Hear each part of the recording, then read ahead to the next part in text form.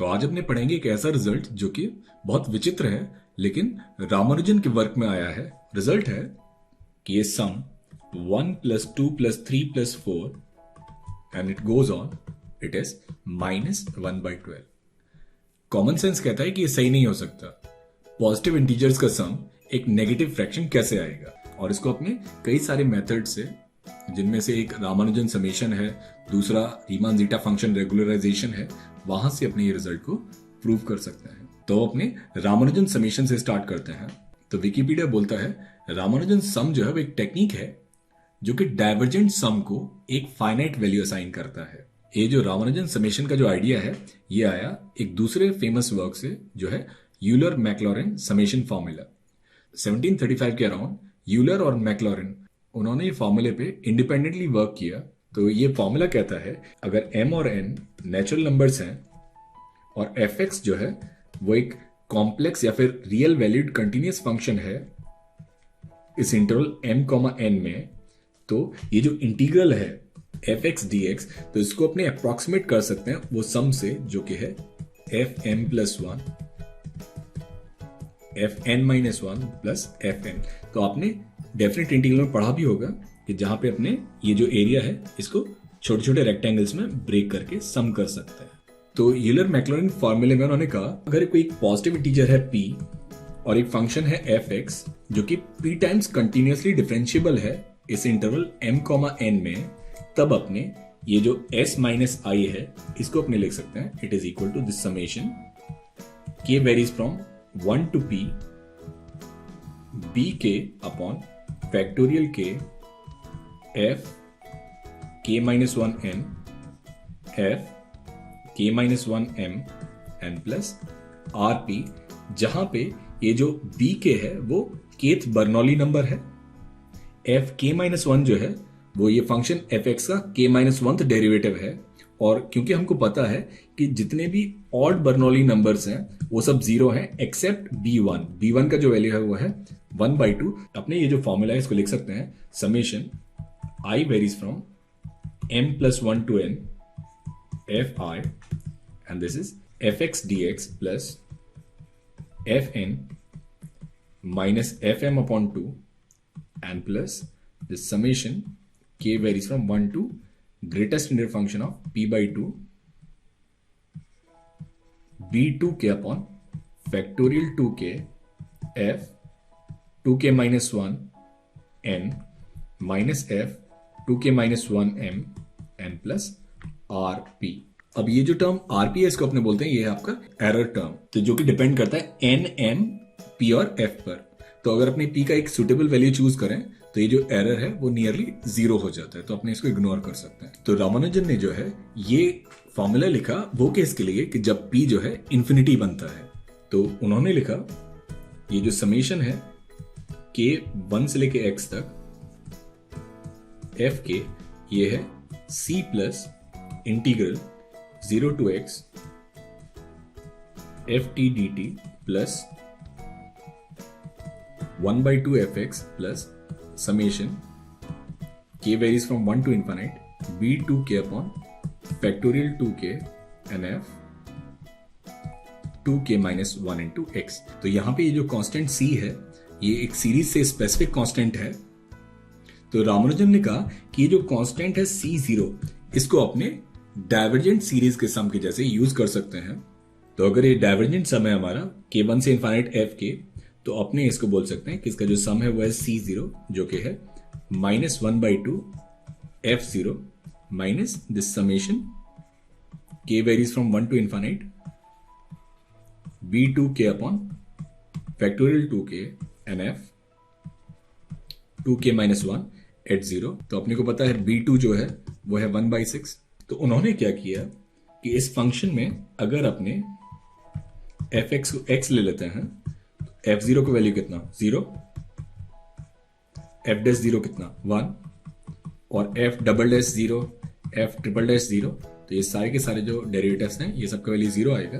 तो अगर अपने ये फंक्शन का वैल्यू यहां पुट कर दिया तो क्या हो जाएगा summation k varies from 1 to infinite k and this is equal to -1/2 f0 is 0 तो यहाँ पे k का वैल्यू 1 पुट करेंगे तो कितना हो गया, p2 upon factorial 2 f dash 0, और बाकी सारे डेरिवेटिव्स जो है वो 0 हो जाएंगे। तो अपने लिख सकते हैं, तो ये क्या हो गया, 1 + 2 + 3 + 4 से लेके इन्फाइनाइट तक, और ये कितना, ये हो गया -1/2, और b2 क्या है, b2 है 1/6, f डैश 0 कितना है 1, तो ये कितना हो गया -1/12। तो इस तरीके से अपने बोल सकते हैं कि ये जो 1 + 2 + 3 + 4 ये जो सीरीज है, इसका जो रामानुजन सम है वो आया आपका -1/12। तो ये रेगुलर सम नहीं है, ये एक तरीका है जिससे डाइवर्जेंट सीरीज को एक सेंसिबल वैल्यू अपने दे सकते हैं। तो इसको अपने बोलते हैं ये आपका रामानुजन समेशन। तो रामानुजन के पर्सनल नोटबुक में भी अगर देखें तो उन्होंने नंबर फाइल के जैसे इनफाइनाइट सीरीज को मैनिपुलेट नहीं किया कि जैसे वो फाइनाइट सम्स है। उन्होंने जो यूज किया उसको अपने बोलते हैं वो है जीटा फंक्शन रेगुलराइजेशन, जो कि उनके हार्डी को लिखे हुए लेटर से पता चलता है। ये जो रिजल्ट है 1 + 2 + 3 + 4 = -1/12, इसको अपने एक दूसरे तरीके से भी प्रूव कर सकते हैं। तो एक और हमारे बहुत फेमस मैथमेटिशियन रहे हैं जिनका नाम है बर्नार्ड रीमान, और उन्होंने एक फंक्शन दिया जिसका नाम था रीमान जीटा फंक्शन। वो मेथड पढ़ने से पहले थोड़ा रीमान जीटा फंक्शन का एक कॉन्टेक्स्ट देख लेते हैं। तो रीमान जीटा फंक्शन का जो कॉन्टेक्स्ट है वो शुरू होता है यूलर के साथ। तो बेसल प्रॉब्लम का जो सोल्यूशन है उसमें यूलर ने प्रूव किया था कि 1/1² + 1/2² + 1/3² + 1/4² up to infinite, and this value is π²/6। तो बेसल प्रॉब्लम के ऊपर भी हम लोगों ने एक वीडियो बनाया था, उसका लिंक जो है वो भी एक डिस्क्रिप्शन में आपको नीचे मिल जाएगा। तो यूलर ने इस वैल्यू को निकाला और उन्होंने बताया ये जो वैल्यू है वो है π²/6। तो इसके बाद उन्होंने एक फंक्शन डिफाइन किया, इसको अपने बोलते हैं यूलर जीटा फंक्शन, और वो फंक्शन लिखते हैं अपने zeta x as 1/1 to the power x, 1/2 to the power x, 1/3 to the power x, या फिर इसको अपने ऐसे भी लिख सकते हैं summation n varies from 1 to infinite 1/n to the power x when this value of x is greater than 1। तो जब x का वैल्यू 1 से बड़ा है तो ये सीरीज जो है वो कन्वर्ज करता है। तो यूलर खुद जो है उन्होंने zeta2, zeta4, zeta6 बहुत सारी इवन वैल्यूज के लिए जीटा फंक्शन का वैल्यू फाइंड आउट किया।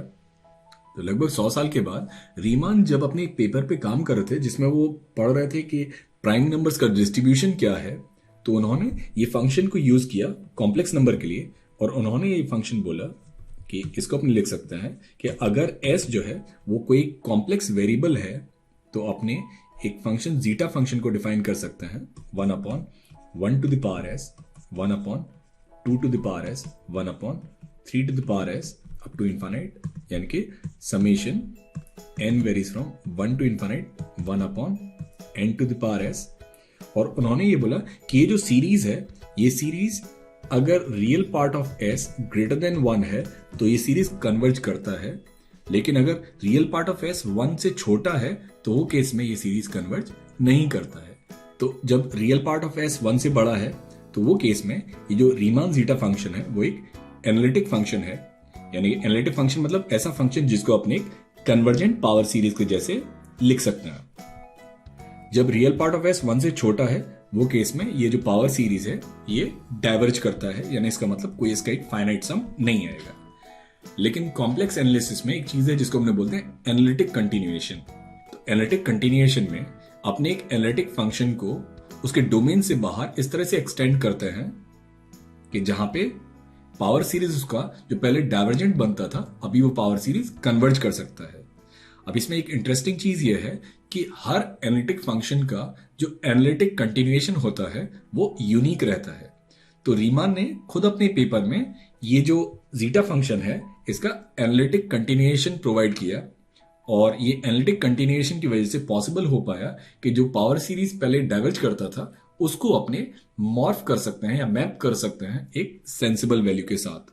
अगर आपको इंट्यूटिवली एनालिटिक कंटिन्यूएशन के बारे में और जानना है और आप $1 मिलियन के प्राइस में भी इंटरेस्टेड हैं तो मैं रिकमेंड करूंगा एक और wonderful YouTube channel 3 Blue 1 Browns video जिसका नाम है visualising the Riemann hypothesis and analytic continuation. तो इसका भी लिंक जो है वो मैं नीचे डिस्क्रिप्शन में डाल देता हूं। तो रीमान ने क्या किया, रीमान ने जीटा फंक्शन को एक्सप्रेस किया zeta 1 - s equals 2 to the power 1 - s pi to the power minus s sine pi by two 1 minus s gamma s and zeta s. तो उन्होंने ये जीटा फंक्शन को एक फंक्शनल इक्वेशन के जैसे express किया। तो ये फंक्शन को हमने बोलते हैं ये है analytic continuation of zeta function. अगर ये फंक्शनल इक्वेशन में अगर अपने एस का वैल्यू 2 पुट करते हैं तो अपने लिखेंगे zeta minus 1 s 2 to the power minus 1 pi to the power minus 2 sine pi by 2 into minus 1 gamma 2 and zeta 2. So zeta minus 1 will be 1 by 2 1 upon pi square. Sin minus 90 is minus 1. Gamma 2 is factorial 1 and then zeta 2. Zeta 2 is Euler's series which is pi square by 6. So here pi square will cancel. So we'll get zeta minus 1s minus 1 by 12. Now what is zeta minus 1? So if I'll put s as minus 1, I'll write 1 upon 1 to the power minus 1, 1 upon 2 to the power minus 1, 1 upon 3 to the power minus 1 up to infinite, and this is minus 1 by 12. तो यानी कि अपने लिख सकते हैं 1 plus 2 plus 3 plus 4 up to infinite is minus 1 by 12. तो अपने analytic continuation से और जीटा फंक्शन से भी बोल सकते हैं कि 1 plus 2 plus 3 plus 4 this is minus 1 by 12। लेकिन यहां पे भी ये सम जो है वो रेगुलर सम नहीं है। यहां पे ये जो जीटा फंक्शन है वो s इक्वल टू -1 को मैप करता है -1 by 12 के साथ। नमस्कार, मैथ्स की अद्भुत दुनिया में आपका स्वागत है। मेरा सविनय आग्रह है कि मेरी वेबसाइट www.mathsmerizing.com और मेरे YouTube चैनल मैथ्समराइजिंग का अवलोकन करें, और यदि आपको अच्छा लगता है और आपको प्रेरित करता है तो सब्सक्राइब करने का विचार करें और इसे शेयर करें उनके साथ जो इससे लाभान्वित होंगे। धन्यवाद।